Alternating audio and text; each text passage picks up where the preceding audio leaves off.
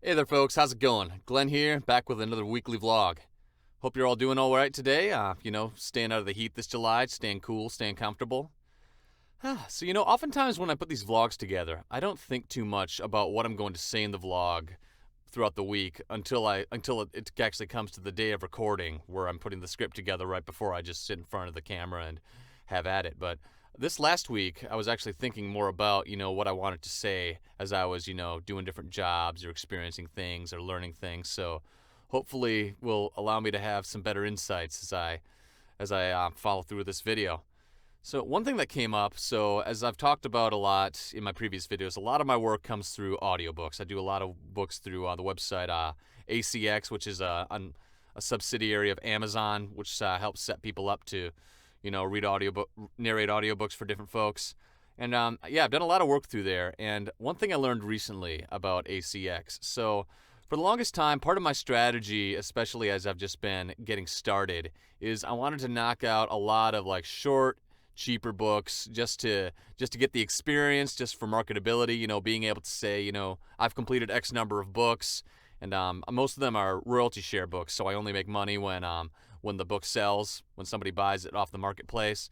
So I thought, I'll get like a bunch of those out there, and then maybe, I'll get some decent, supplementary income coming in regularly through that.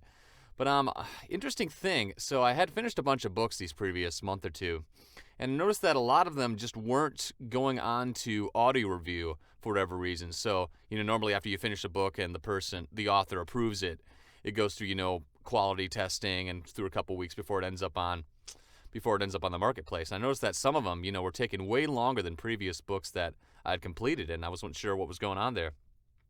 So I actually sent an email to the support team at ACX asking what was going on. And they got back to me, and I found out that a number of the books that I had narrated were put up by accounts who were actually under investigation for violating ACX's terms of service.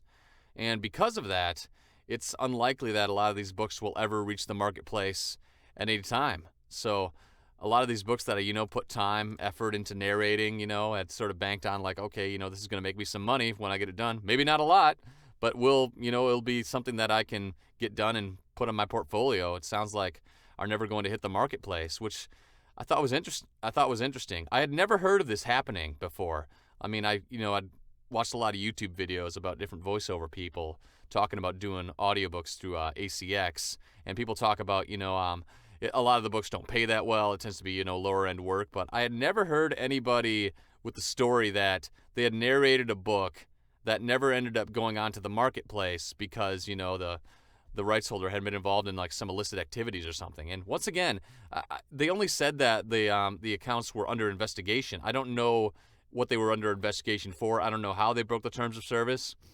But yeah, I mean, that sounds like it seems like that's a fairly regular thing, so considering that it happened for a couple different books that I did for different people. I was like, what's trying to figure out what to make of that? But it definitely taught me that, there are people out there on ACX and elsewhere out in the world who, maybe they don't have the most honest intentions with their work they're putting out. Like, I don't know if it was plagiarized or it just, didn't, like they were just trying to, cheat the system in some ways by like, making books that were questionably within the parameters of what Amazon wants the books to be uploaded or whatnot. So, and a lot of those books had been very short, rather, poorly written. Sounds like they just, sort of been machined out. So I kind of got the sense when I was reading some of them that, they weren't the most highfalutin books out there anyway, but I thought they would at least make it to market. So yeah, that was an interesting experience. So learning that a lot of books that I had actually, taken time out of my day, put work into, recorded, edited, planning to receive a paycheck at some point is never going to end up, getting there. So taught me to be a lot more discerning about the kind of work that I take up. So yeah, it was interesting. But, fortunately they weren't any super long books. Like I've put, 20 plus hours into books before, and all of those have gone to the marketplace so far, or I've at least been paid. So yeah, we'll see. Just another thing to, sort of keep your eyes on. Then another thought I was having. So one of the things I like to do when I have free time is I like to watch a lot of YouTube channels that critique film. So I love movies. I love good movies. I'm probably one of the harshest film critics that I know, anybody, my family especially, can tell you that there aren't a lot of films that I really like. I always have, something to nitpick or something to critique about it. But I really love listening to other people who know what they're talking about films, critiquing them, critiquing good stories, good cinematography, etc., and talking about, what makes a film good. And I recently came across a YouTube channel, a fairly popular one. It's got like almost 2 million subscribers, a channel called I Hate Everything. I Hate Everything, which, as the name would imply, he spends a lot of time just, ripping on films that are, not that great, or stuff that he really has a bone to pick with a lot of these things. And looking through his channel, he also critiques like video games and other products, etc.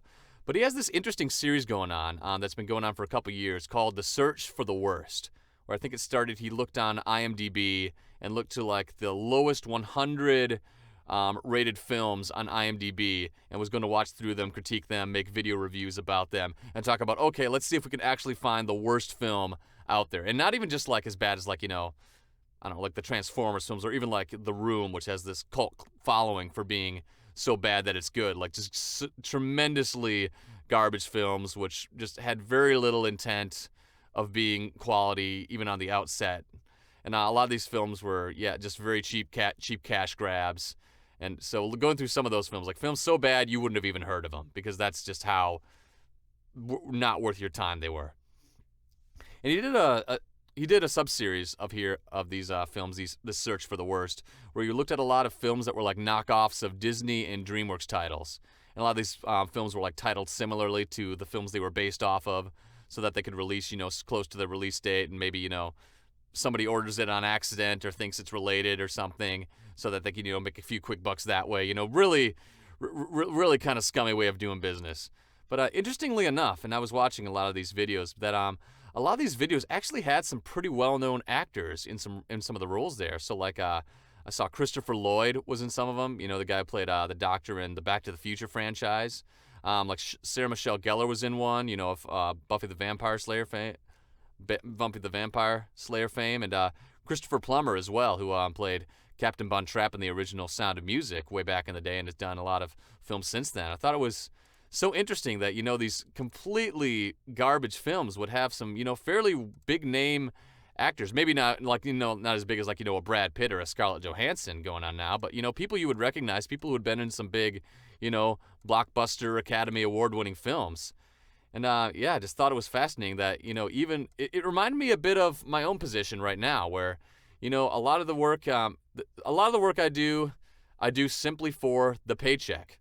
I mean, at the end of the day, this is a job. I love what I do, but a lot of the work I end up doing, it is for a paycheck. It's for a job. And I mean, there are certainly projects I do that I love, that I'm, very passionate about. I'll get into my performance.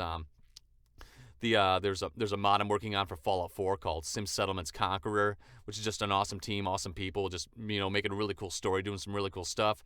But then there are other stuff that I do, like some of these audiobooks, ones that have made it to the marketplace, but still, aren't the greatest books out there, aren't the most well written, but you do it because, it's a paycheck and it keeps the lights on.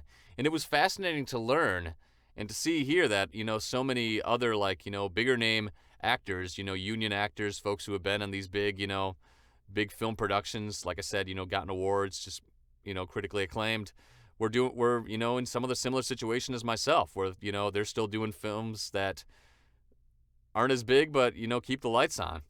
I remember a couple weeks ago, the actor Dave Bautista, who's a former WWE wrestler turned actor. He was, Drax the Destroyer in the Guardians of the Galaxy and some of the Avengers films.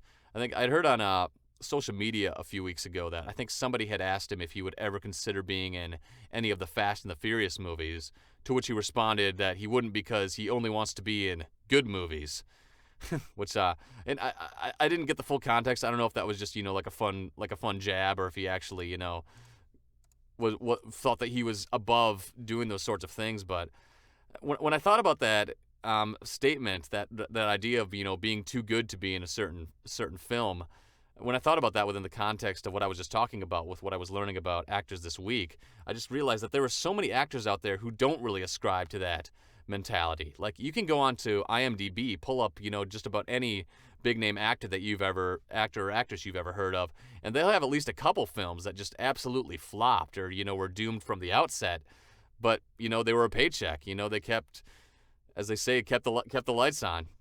And it just reminds me that like people rip on bad films. Like I remember the Emoji Movie came out last year, and that was one that also just looked very cringy from the onset and stuff. And but I was thinking to myself, like, if I was ever offered a role to be in the Emoji Movie, knowing what it was going to be, I would absolutely take that job. I mean, that's a major film. That's got a pretty big audience, national release. And I just realized, when it came down to the point where I'm actually doing this to pay my bills and whatnot, and hopefully support a family someday.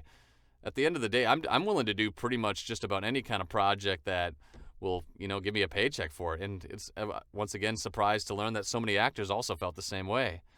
And at the end of the day, it really sort of changed my perspective, because it really isn't just about the art or the performance or about going into the studio or going into the sound booth to make something great. I mean, at the end of the day, voiceover or acting is like just about any other job that just anybody else does, where a lot of the work you do, you don't enjoy it. It's not glamorous. Maybe not always proud to talk about it, but at the end of the day, it's a paycheck and it keeps the lights on. And at the end of the day, that's what it really comes down to.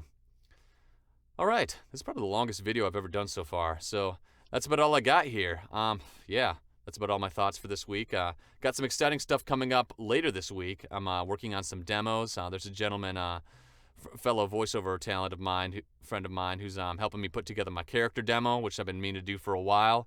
And I started helping out with this cool video game project that I started working on last week. It sounds like it's an entirely audio-based video game, based for like the visually impaired, so you don't have to be able to see a screen to play the game. And I thought that was just a really interesting project. It's a very interesting concept, and I'm in a lot of like the background conversations when the character's just walking around and here's sort of random NPCs, just having conversations with people. And of course, always got plenty of auditions to put out there and looking for the next paycheck. All right, that's about what I got. Thanks for listening, tuning in, everyone. Take care. God bless.